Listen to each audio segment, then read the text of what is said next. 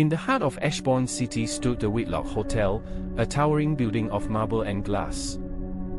It was elegant, historic, and whispered about by locals.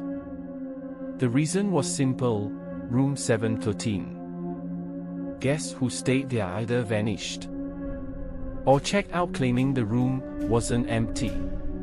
The hotel quietly locked it away, never assigning it. But on a rainy October night, the lock clicked open again. Detective Eliza Marlowe was called in after a maid fled the floor screaming. She found the girl trembling in the hallway, clutching her cross necklace. "What did you see?" Eliza asked gently. "A man," the maid stammered. But his face wasn't right. Like it didn't belong to him. Eliza kept her expression calm. She had heard stranger things. The manager, Mr. Kavanaugh, tried to wave it off. "Just silly rumors, detective." The girl overreacted. But Eliza insisted on seeing room 713. The key felt unnaturally cold in her hand. The door groaned open, revealing a pristine suite. Plush carpets, velvet drapes, polished furniture. Yet the air was icy, despite the heat being on. On the desk lay a guest book. Out. Since modern hotels didn't use them anymore. She opened it. The first entry was dated 1924, arrived safe. "The city is beautiful." The next entry, 1946. Then 1968. Each name, neatly written. Each followed by no record of checkout. Eliza felt a chill. The most recent entry was dated 3 days ago. The name, Thomas Harker. She flipped through her phone. There was no Thomas Harker registered at the hotel. "Strange," she murmured. A sound interrupted her, scratching from the wardrobe. She pulled her gun, approached slowly. She flung the doors open. Nothing but coats. Then, behind them, a panel shifted. A hidden compartment. She pulled it open, revealing a narrow passage. Stale air wafted out. She stepped inside, flashlight cutting through darkness. The passage led to a forgotten chamber. Dust-coated furniture. Broken chandeliers. And in the center, a massive mirror. Eliza's reflection stared back. But then it smiled, though she hadn't. Her blood ran cold. "What are you?" she whispered. The reflection tilted its head. Its lips moved without sound. Then words scratched across the mirror's surface. "You're late." She stumbled back. The mirror rippled like water. A hand pressed against the glass from the other side. Eliza's radio crackled. "Detective, you need to come quick." Another guest just disappeared. Her eyes stayed on the mirror. The hand had faded. But the words remained. She hurried back to the hallway. The missing guest was a businessman, last seen entering the elevator. He never reached the lobby. Security cameras showed him vanish as the doors closed. Eliza replayed the footage again and again. One frame he was there. The next, gone. No tampering. No cuts. Just gone. She questioned the staff. They avoided her gaze. One finally spoke. "The hotel keeps them." "Keeps who?" Eliza demanded. "The ones who signed the book." She returned to room 713. The guest book lay open.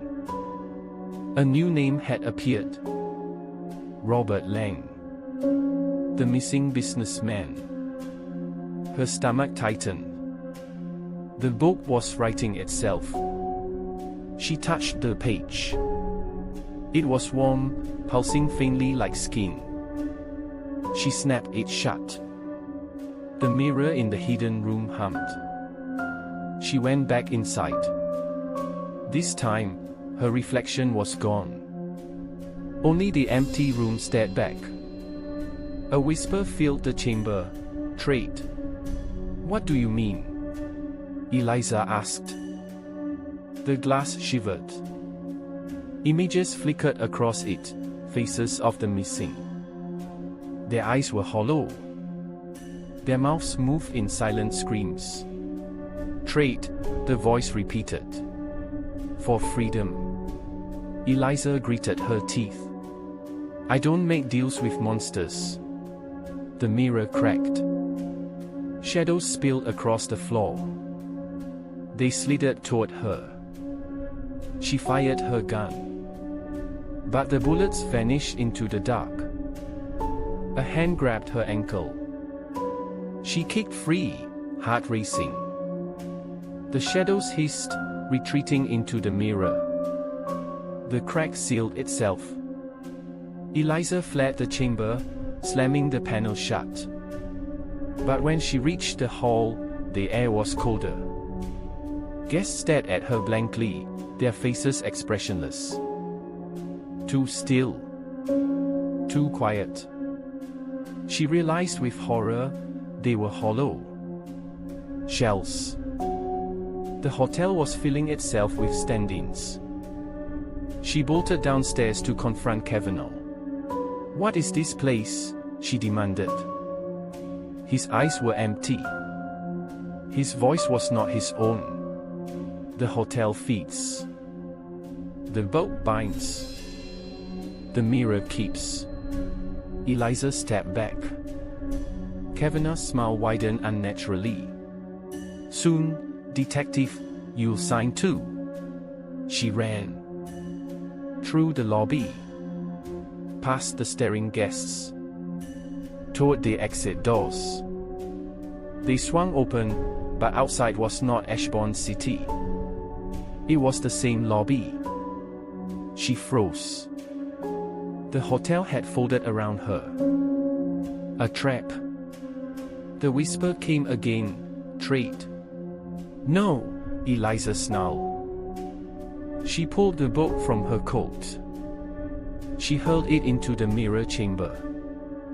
The pages burst into flame. The mirror screamed. Cracks spread like veins across its surface. The shadows writhed, thrashing violently. Guests collapsed, their hollow forms crumbling to dust. Kavanaugh convulsed, his body snapping like broken glass. The entire hotel shook. Plaster rained from the ceiling. Eliza staggered back, shielding her head. The mirror shattered into 1,000 shards. Each shard reflected a trapped face. Sarah. Thomas. Robert. All the lost souls. For a moment, they smiled, free.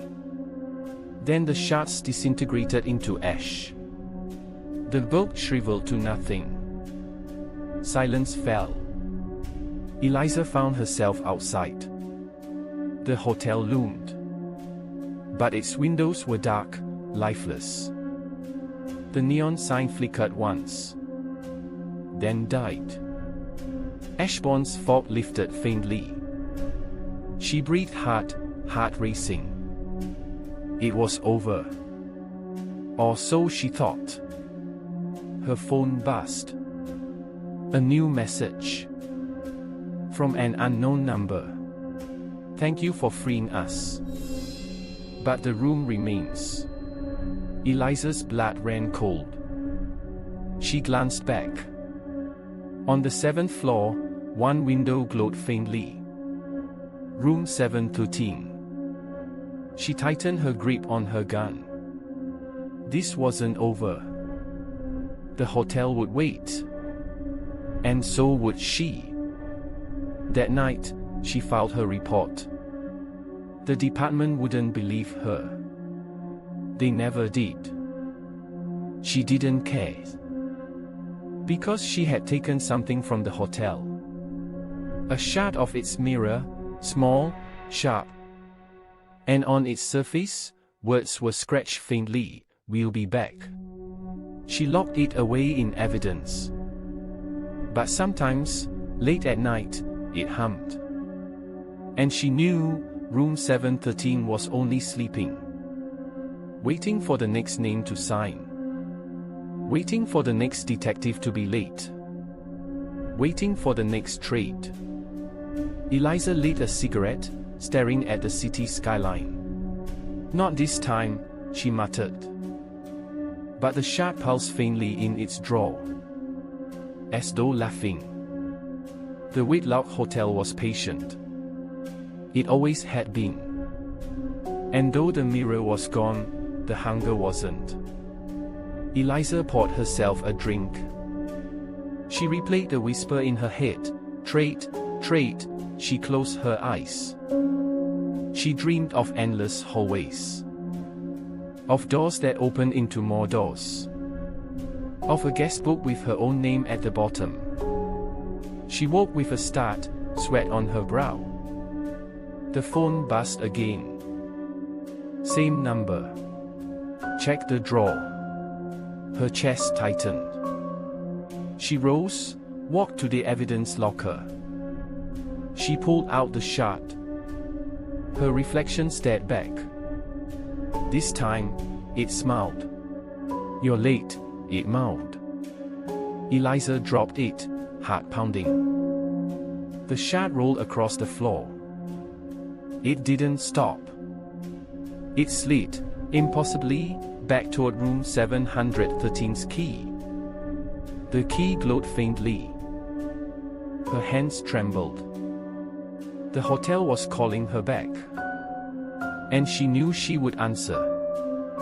Because mysteries didn't let her go. Not in Ashbourne. Not in the Whitlock Hotel. And never in room 713.